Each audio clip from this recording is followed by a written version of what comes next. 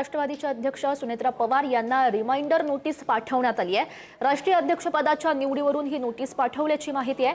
राष्ट्रवादीचे राष्ट्रीय सचिव सच्चिदानंद सिंह यांचा अध्यक्ष निवडीवर आक्षेप, अध्यक्षपदाची निवड प्रक्रिया पक्षाच्या घटनेला धरून नसल्याचं त्यांनी म्हटलं। सच्चिदानंद यांनी पक्ष नेतृत्वाला पत्र लिहून कायदेशीर त्रुटींकडे लक्ष वेधण्याचा प्रयत्न केलेला होता, मात्र पक्ष नेतृत्वाकडून या पत्रावर कोणतीही दखल न घेण्यात आल्यामुळे त्यांनी अखेर वकिलांमार्फत ही नोटीस बजावलेली आहे। अध्यक्षपदाची निवड प्रक्रिया नियमबाह्य असल्यानं ती रद्द करून पुन्हा पारदर्शक पद्धतीनं फेरनिवडणूक घेण्यात यावी अशी मागणी या नोटीसमध्ये करण्यात आलेली आहे। ही नोटीस स्वतः सच्चिदानंद सिंह यांनी पाठवली की यामागे पक्षातीलच दुसऱ्या एखाद्या गटाचे मास्टर माइंड आहेत याचाही शोध सध्या घेतला जातोय। याविषयी अधिकची माहिती जाणून घेऊयात। आमचे प्रतिनिधी संदीप राजगोळकर आपल्या सोबत आहेत। संदीप, काय अधिकचे तपशील या संदर्भातले?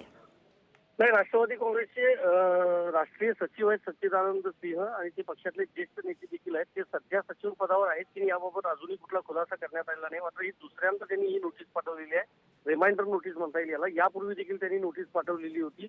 राष्ट्रीय अध्यक्ष म्हणून सुनेत्रा पवार यांची जी निवड झाली आहे त्या निवडीवरच त्यांनी आक्षेप घेतलेला आहे। त्यामुळे अंतर्गत वाद जो आहे राष्ट्रवादी काँग्रेसमधला तो पुन्हा एकदा चव्हाट्यावर आलेला। 24 फेब्रुवारी 26ला जी बैठक पार पडलेली होती त्या बैठकीमध्ये अध्यक्षपदी राष्ट्रीय अध्यक्षपदी उपमुख्यमंत्री सुनेत्रा पवार यांची निवड करण्यात आलेली होती आणि 25 मेला त्यांनी सच्चिदानंद सिंह यांनी पक्ष नेतृत्वाला पत्र लिहून ही कायदेशीर त्रुटी आहेत असं त्यांनी सांगण्याचा प्रयत्न केला होता। मात्र त्याकडे पक्षानं दुर्लक्ष केलं किंवा पक्ष नेतृत्वाकडून त्याच्यावर कुठलीही प्रतिक्रिया देण्यात आलेली नव्हती।